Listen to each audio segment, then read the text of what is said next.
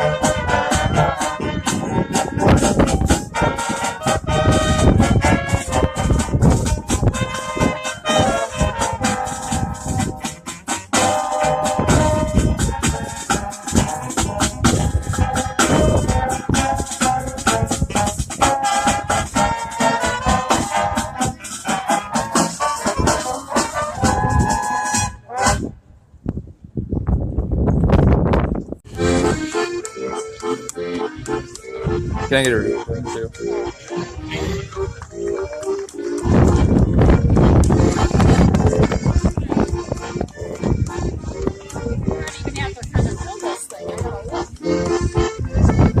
So guys, we moved into the Maqtoberfest art experience because it's just too windy and too cold. So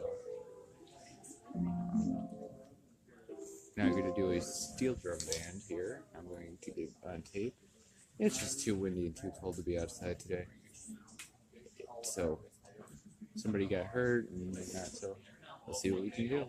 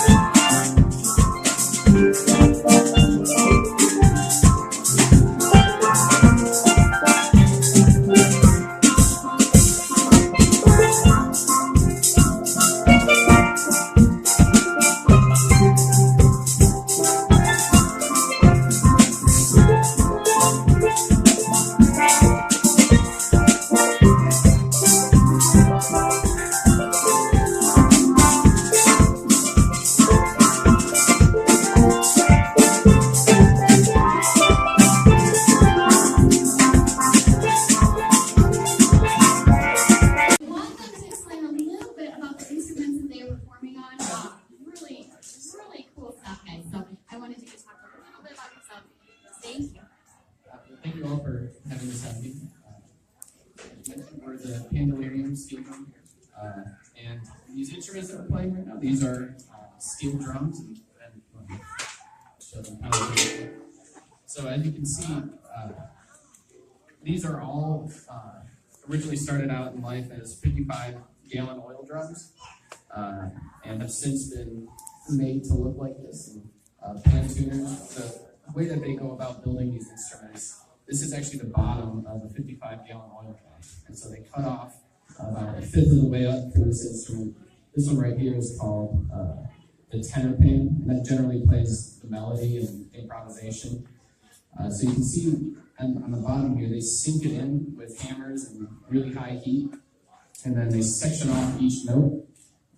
And so the bigger the note, the lower, or the bigger the circle, the lower the note. And then the smaller the circle, the higher the note. And so that's kind of the process, how they go about making these instruments. And this tenor pan has about 24 notes, maybe 28. Okay, about 28 notes. It's a fully chromatic instrument, so you can play any of the 12 pitches in the scale. If you wanna, we have double seconds, and these are generally more accompaniment instruments, though occasionally they will have melodies to play. So you can see the dents on this are actually a little bit bigger than the ones on my pan. And that's because as the notes get lower, they need more space to make the notes. So instead of just one drum, they have two drums so that they can spread out all the notes and get them where they need to be. And then over here are cellos. And you can see that we have three barrels here because the notes are getting lower.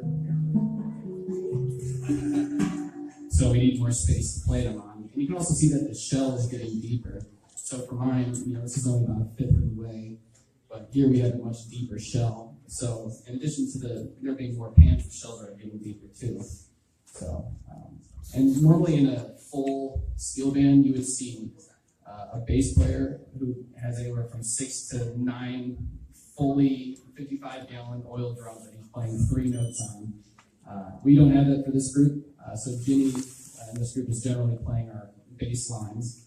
Ben does the accompaniment, and I generally play the melody. And then, of course, can't forget about Michael Sue over here on the drum set.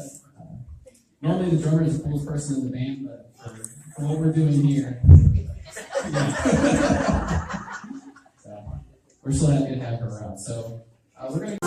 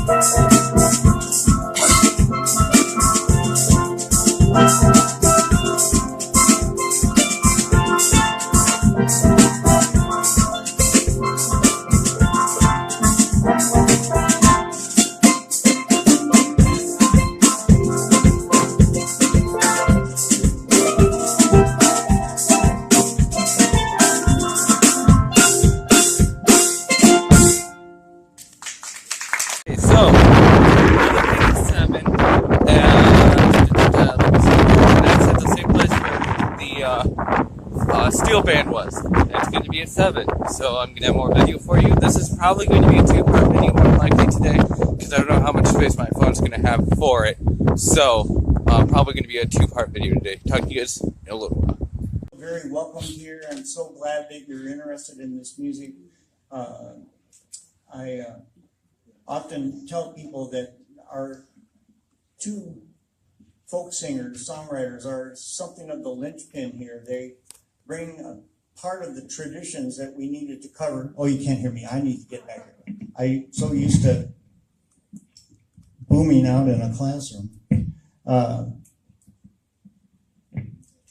I met Dave Moore in 1993 when I first came to town. On the very first weekend I came to town.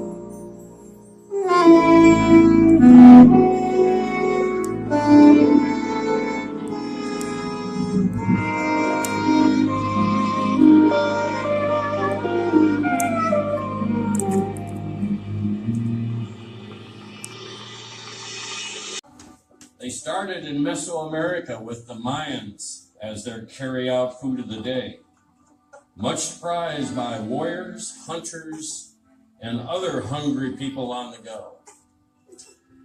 By the time Europeans got to the New World, tamales could be found in much of Central America and throughout Mexico. However, as late as 1884, tamales were still unfamiliar to the palate of most Americans. That is, most North Americans. But according to legend, the craze in this country began in 1892 when a San Francisco capitalist named Robert H. Putnam made his fortune by appropriating the cultural cuisine of the popular Mexican tamale peddlers and started the California Chicken Tamale Company. He opened tamale carts all over the city. They were as plentiful as flies on the rear end of a horse in July. Then in 1893, Putnam took his tamales to Chicago, where they became the hit of the World's Fair, and the craze spread like wildfire. Like other forms of peddling, the tamale business required relatively little upfront money, which made it attractive to immigrants and the poor. In New York City, tamales were sold chiefly by Irish and Italians, while in the South and the Midwest, most vendors were African American. But in the Rocky Mountain West, the tamale trade was dominated by men from Afghanistan. Specifically, it was dominated by men from Afghanistan with the surname Khan. Why, you could find men selling tamales with the name Khan from Sheridan to Seattle, from Reno to Wenatchee. Heck, starting in 1908, you could buy tamales in Alaska from a Buhadin Khan, a Habib Khan, a Genghis Khan, and Madeline Khan. The Afghan tamale vendors were so common as to become a stereotype, akin to the Turkish coffee shop owners, the Syrian rug dealers, the Jewish pawnbrokers, German sausage makers, and of course, the gay hairdressers. Tamales went on to become a staple of the American diet, with dreams of a tamale truck on every corner. Finally, in 2016, the tamale reached the pinnacle of its popularity in this country when March 23rd was declared National Tamale Day. Mara were born, Afghanis near Khyber, the pass of Bangalore.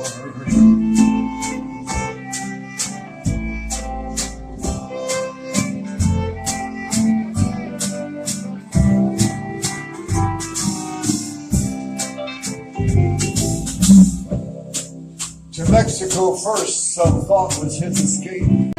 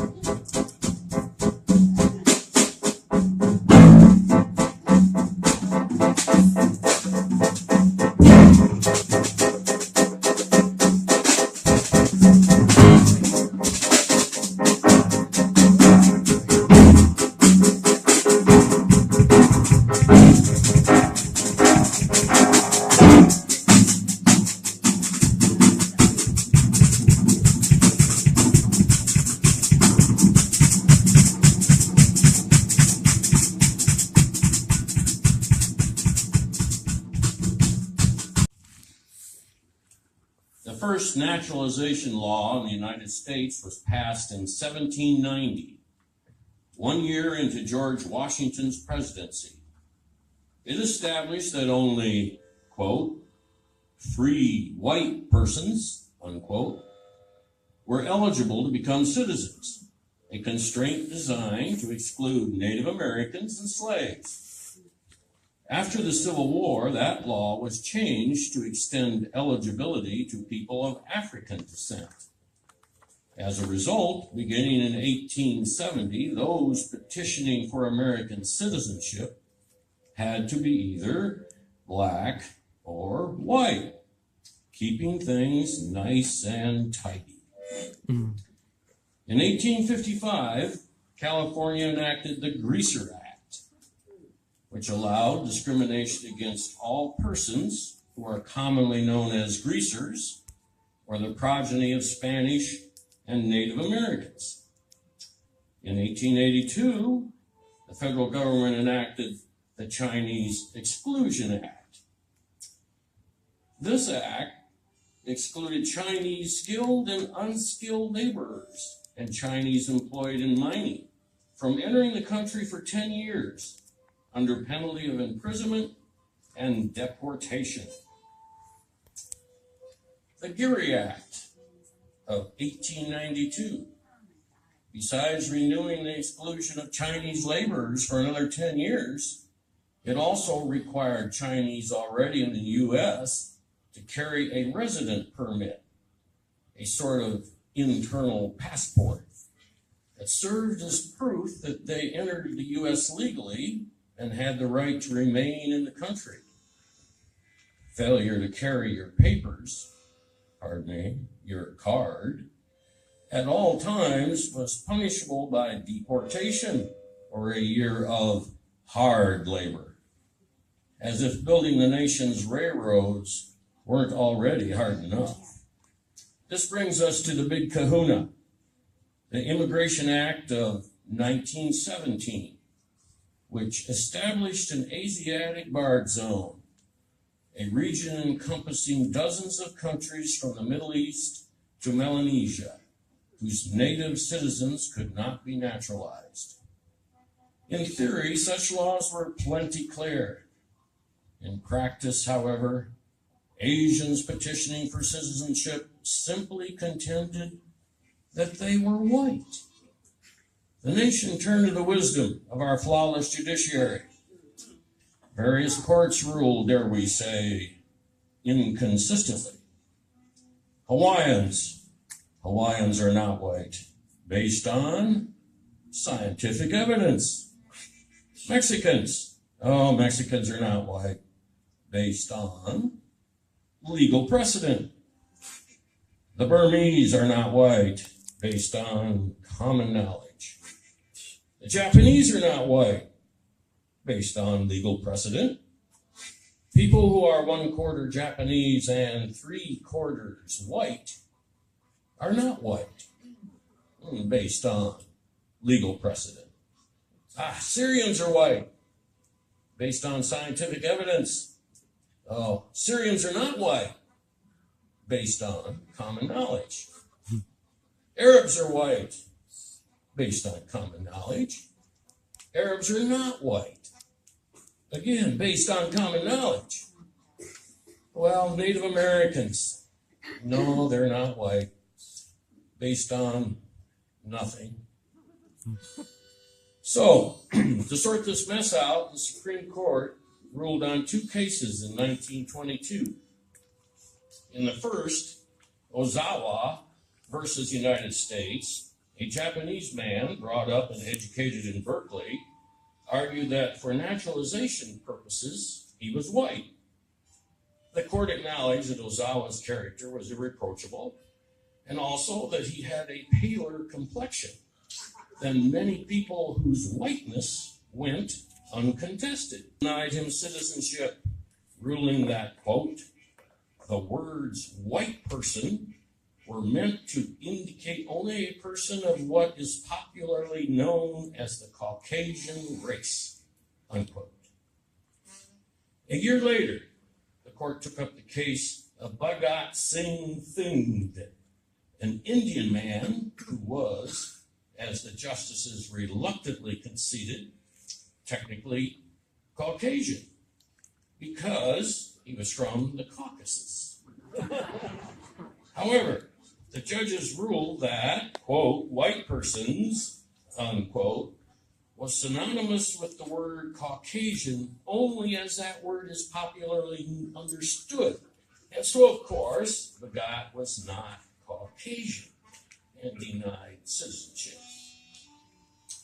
And thus, for all those looking for a new home, a new beginning, for the tired, poor, and huddled masses yearning to breathe free air, the Supreme Court of the United States, in all its wisdom, through these two rulings, clarified nothing.